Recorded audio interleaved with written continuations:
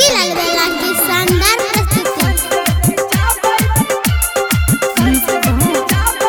DJ Shiva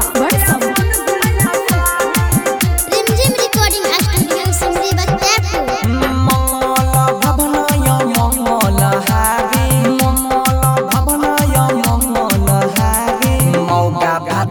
खिचे कोनियन के सारी मौगा भातार खिचे कोनियन के सारी कलयुग के मौगी होय छै संस्कारी कलयुग के मौगी होय छै संस्कारी सोइसे खिचाबै अपन साया सारी मौगा भातार खिचे कोनियन के सारी। Rimjhim recording studio Simri Bakhtiyarpur.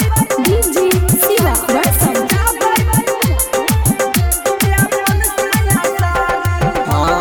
घर में बैठल खाली चलबै हो घूम रे चलबै हो घूम भाई चलबै हो घूम रे आपसे नहीं बात करे कहै छै तुम रे कहै छै तुम भाई कहै छै तुम रे मुँह जोर मौगी पड़ै छै भारी मुँह जोर मौगी पड़ै छै भारी सैसे खिचाबै अपन साया सारी मौगा भातार खिचे कोनियन के सारी। डीजे शिवा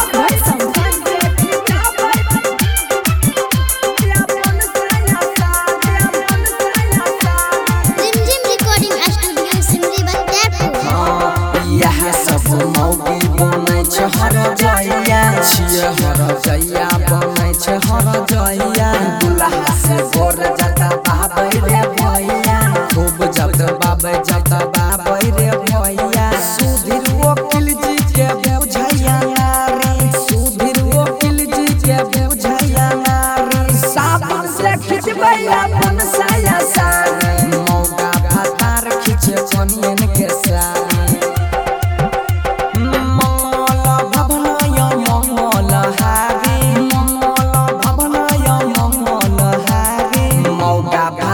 खिचे कोनियन के सारी मौगा भातार खिचे कोनियन के सारी कलयुग के मौगी होय छै संस्कारी कलयुग के मौगी होय छै संस्कारी सोइसे खिचाबै अपन साया सारी मौगा भातार खिचे कोनियन के सारी। Rimjhim recording studio Simri Bakhtiyarpur.